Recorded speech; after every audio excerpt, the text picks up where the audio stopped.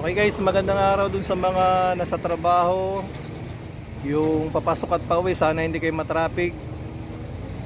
At yung mga nasa trabaho na galing pa sa gabi, sana nasa kondisyon pa rin yung katawan natin. Bali, saludo ko sa inyo sa masisipag na mga padre di pamilya. Ingatan natin yung katawan natin kasi yan lang yung puhunan sa araw-araw nating pagpasok sa trabaho. Makontento na tayo kung anong meron tayo. Doon sa mga tatay na talagang binabati ko kayo, yung talagang araw-araw lang silang pasok bahay, at talaga namang mahal na mahal niya yung pamilya niya at inspirado siya para sa pamilya niya. Sana suklihan ka ng mga anak mo ng kabutihang loob, pati ng asawa mo. Magandang araw sa iyo, tay. Saludo ko sa iyo.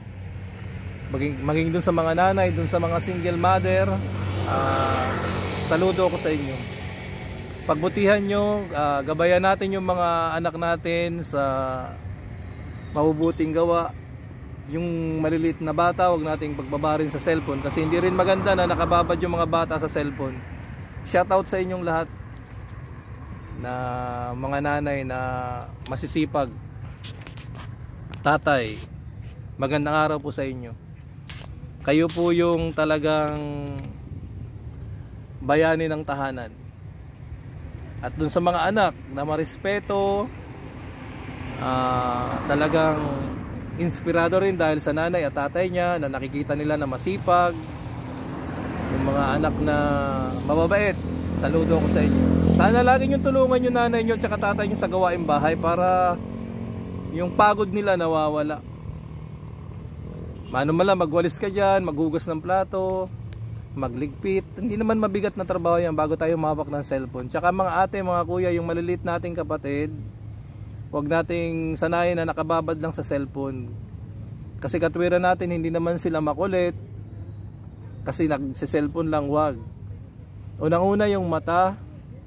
Yung signal kasi ng cellphone na yan, nakaka-apekto yan sa ng tao, isip ng tao. Dapat medyo, sa mga bata lang naman pero kung medyo may edad na, bahala na kayo, mag-isip-isip, kontrolin nyo lang yung sarili nyo.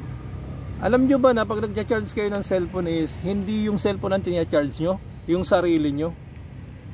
Yung cellphone gadget lang yan na ginagamit natin, pero ang totoong nagcha-charge dyan tayo, hindi yung cellphone. Andyan lang yung cellphone. Kahit anong oras nating hawakan, gamitin, andyan lang yan, available yan. Ma-charge mo lang ng konti yan, magagamit mo na. Pero yung ingatan natin yung sarili natin.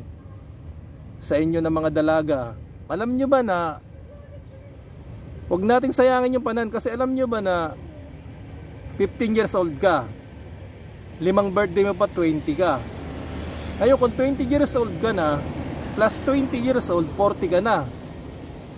O di ba ang bilis lang ng panahon, kaya bago natin maubos yung panahon na yan is nakapaghanda tayo sa sarili natin. Kung sakaling tayo naman ang may pamilya, tularan nyo yung nanay nyo, yung tatay nyo. Tingnan nyo yung tatay nyo at saka nanay nyo, inalagaan kayo. Kaya kayo inalagaan ng nanay at tatay nyo para pag nagpamilya kayo, ganun din ang gawin nyo sa anak nyo. Maging marespeto kayo sa kapwa. Wala namang bayad maging marespeto. Makontento tayo kung anong meron tayo, kasi yun lang naman ang kaya natin. Huwag na tayong maghangad dun sa iba na kung anong meron sila dahil nakakaluwag-luwag siguro sila. Tayo naman is kung ano lang yung kaya natin, makontento na tayo doon. Total naman pag may trabaho tayo, halimbawa ikaw pwede ka na magtrabaho, mabibili natin yung gusto natin. Pero importante makontento tayo na kung anong meron tayo. Huwag tayong magagad dun sa nakikita natin na sa iba. Kung ano mang meron sila na gusto mo na wala sa'yo, is ipagpasalamat mo na lang na wala sa'yo yun, dahil magsisikap ka pa. Tsaka kung nadadapa tayo, let's say sabihin natin na minsan nagkamali tayo, nadapa tayo, napahiya tayo, huwag nating gawing yun dahilan na ay ganito, nadapa ako, napahiya ako. Huwag. Gawin mong inspirasyon yun para sa sunod. meron ka ng lakas ng loob na dati naman to nang nangyari na sa akin. Gawin mong aral yon, hindi yung gawin mo pang kahinaan, gawin mong lakas ng loob yun. Doon ka matututo. Kailangan, hindi ko naman sinabing totally, kailangan magkamali tayo para matuto tayo. Kailangan rin natin na tanggapin kung nagkamali tayo. Kung nadapa tayo, bangon. Laban lang. Tsaka sa buhay natin, kung ang pangarap natin hindi natin naabot, huwag mong intindihin yun. Kasi kung hindi mo naabot yung pangarap mo, yung pinapangarap mo, hindi mo na abot o narating, malay mo yung Panginoon natin merong nakalaan para sa iyo, na doon ka magiging masaya, doon ka makukontento. Kaya wag tayong mag-expect ng